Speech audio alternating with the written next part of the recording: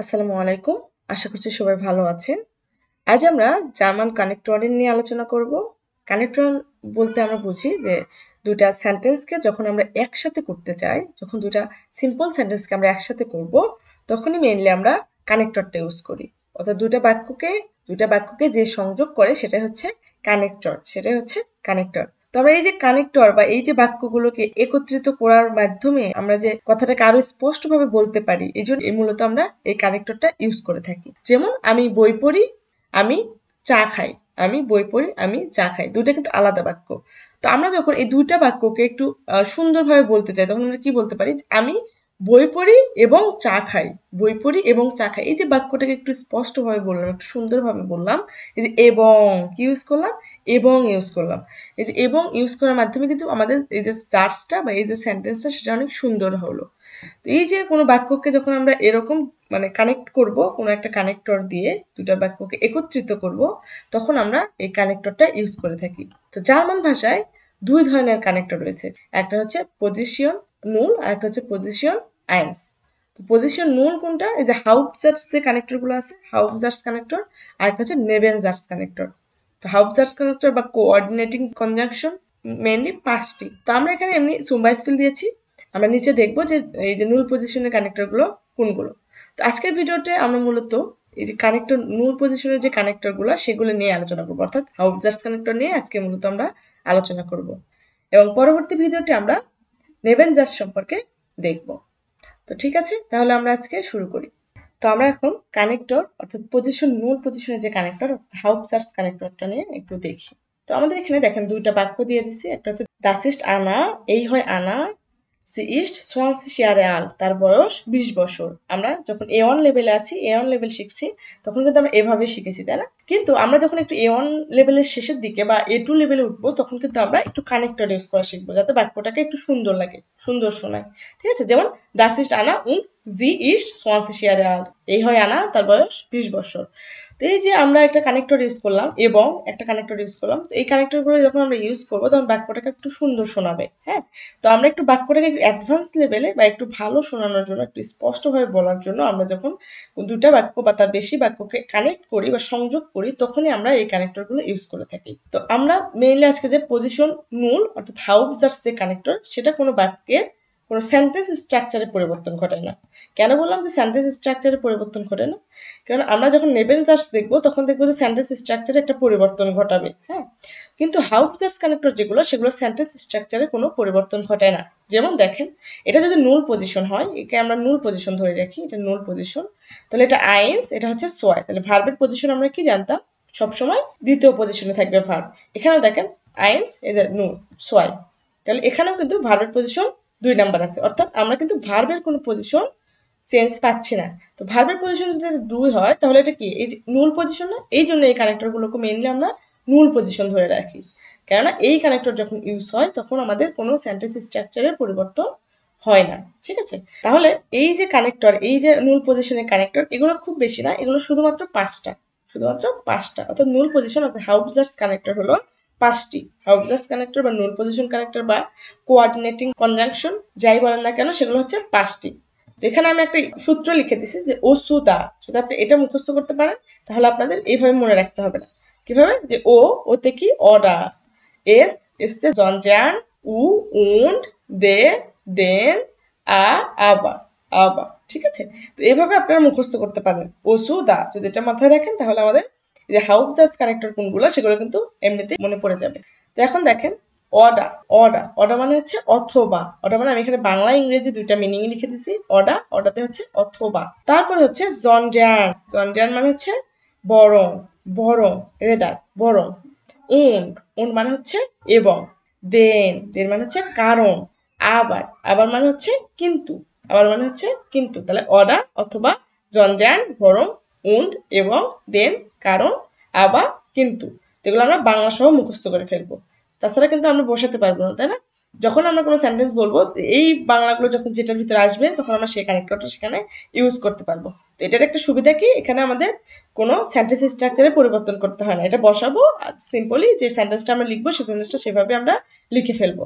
তাহলে আমরা এখন একটু কিছু উদাহরণ দেখি। উদাহরণ দেখলে আপনারা হাউপজার্স কানেক্টর সম্পর্কে সম্পূর্ণ ধারণা পেয়ে যাবেন। তো প্রথমে এখানে আমরা যদি কিছু সুম বাইস্পেল দেখি, যে অর্ডার অথবা, গেন ফিয়ার ইন স্কিনো, গেন ফিয়ার ইন স্কিনো একটা প্রশ্ন ইয়ানাইন ফ্রাগেন করছে, যে গেন ফিয়ার ইন স্কিনো অর্ডার অথবা ব্লাইভেন ফিয়ার সু হাউসে। তাহলে এখানে কি বলতেছে, যে আমরা কি সিনেমায় যাব, আমরা কি সিনেমায় যাব, অথবা বাসায় থাকবো, অথবা বাসায় থাকবো। এই যে আমরা যে সিনেমায় যাব কিনা, বাসায় থাকবো কিনা, এই যে একটা কানেক্টর দিয়ে দুইটা সেন্টেন্সকে এক করলাম না, যে তুমি কি এটা করবা নাকি এটাতে যাবা। তো আমরা যদি বলতে চাই যে তুমি চা চাও অথবা কফি, এটা আমরা তখন ব্যবহার করবো যখন দুটি অপশন বা বিকল্প থাকবে, যখন দুটি অপশন থাকবে। এখানে দুটি অপশন না, একটা হচ্ছে সিনেমায় যাওয়া আর একটা কি বাসায় থাকা, একটা সিনেমায় যাওয়া একটা বাসায় থাকা।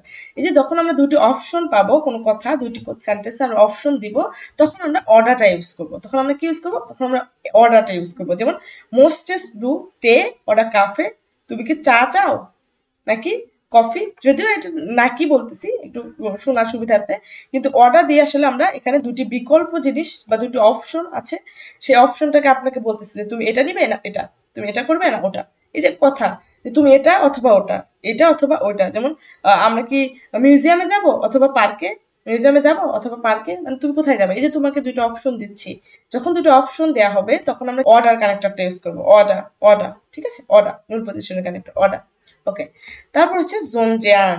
কি জোনডিয়ান, জোনডিয়ান মানে হচ্ছে বরং, জোনডিয়ান মানে হচ্ছে বরং।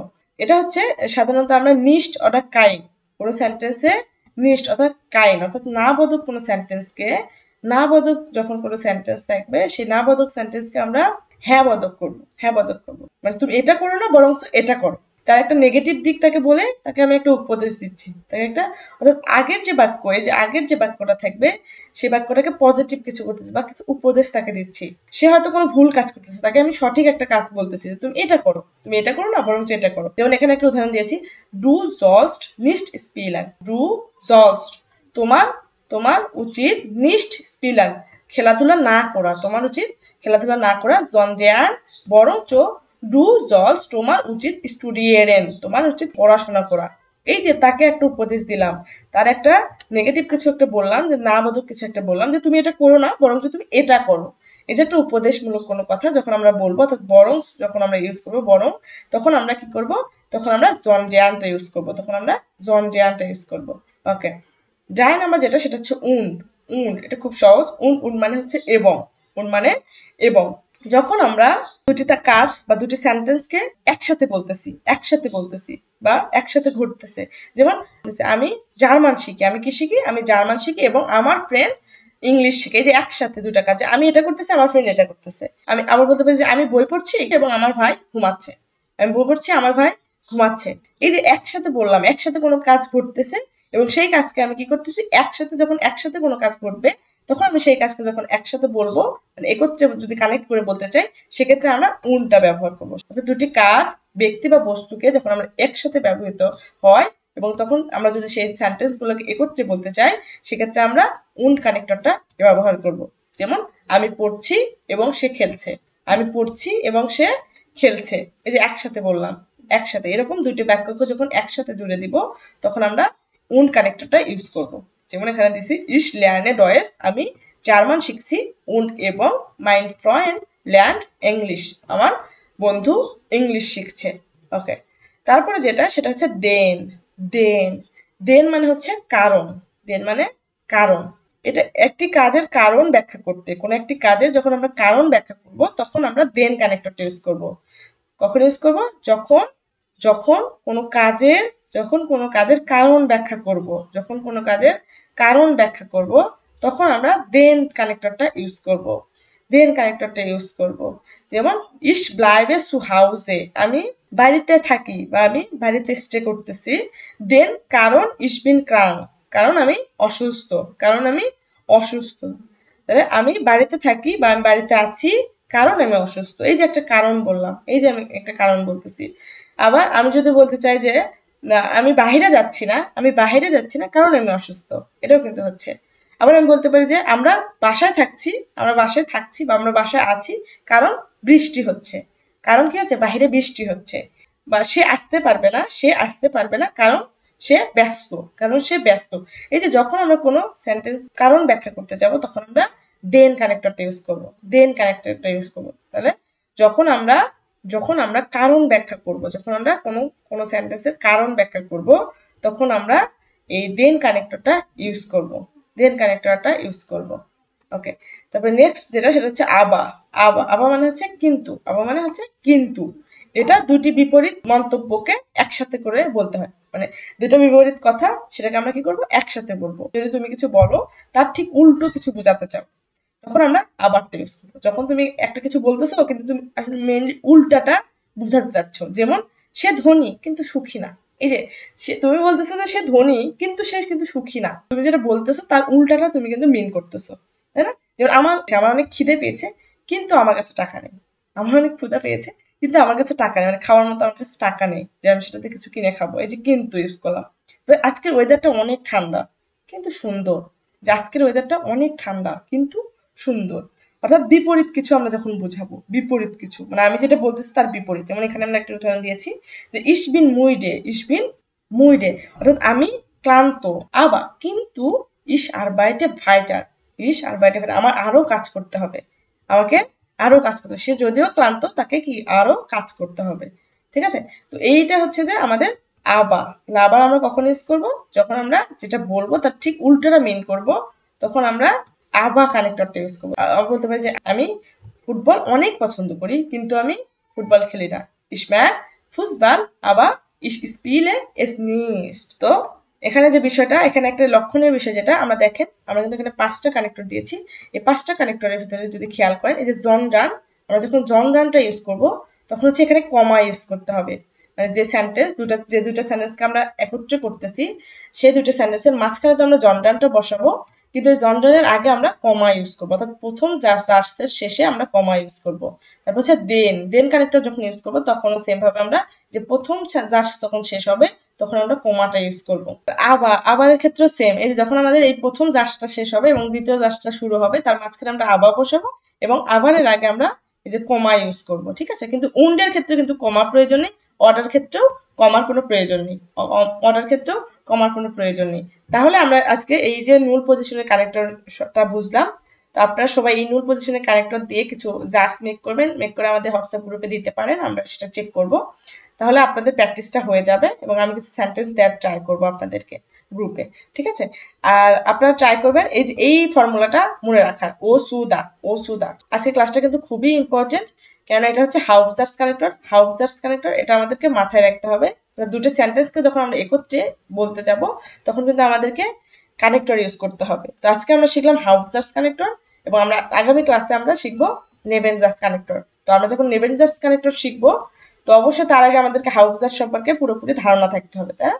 তো এই জন্য আমরা এই ক্লাসটা সবাই একটু নোট করবেন এবং এই ক্লাসটাতে প্র্যাকটিস করার চেষ্টা করবেন। আপনাদের বইয়ে দেখবেন একাধিক, আমরা যেহেতু বই শো করতে পারছি না, কপিরাইট ইস্যু আছে, তো আপনাদের বইয়ে দেখবেন যে এই যে কানেক্টরের ক্যাপিটালে দেখবেন অনেকগুলো কাজ দেওয়া আছে, হোমওয়ার্ক দেওয়া আছে। সেই হোমওয়ার্কগুলো যদি আপনারা কমপ্লিট করেন, সেই সেন্টেন্সগুলো আপনারা যদি সম্পূর্ণ করেন তাহলে কিন্তু এই ক্লাসটা আপনাদের কাজে লাগবে। ঠিক আছে, তো আমরা বুঝলাম যে এই যে 5টা কানেক্টর, হাউজার্স কানেক্টর আমাদের মেইনলি 5টা। তো এই হাউজার্স কানেক্টর আমরা কখন কোনটা ইউজ করবো আই হোপ সবাই বুঝতে পেরেছেন। যদি কোথাও কোনো প্রশ্ন থাকে বা কোথাও কনফিউশন থাকে তাহলে অবশ্যই কমেন্ট বক্সে জানাবেন। ওকে, ধন্যবাদ।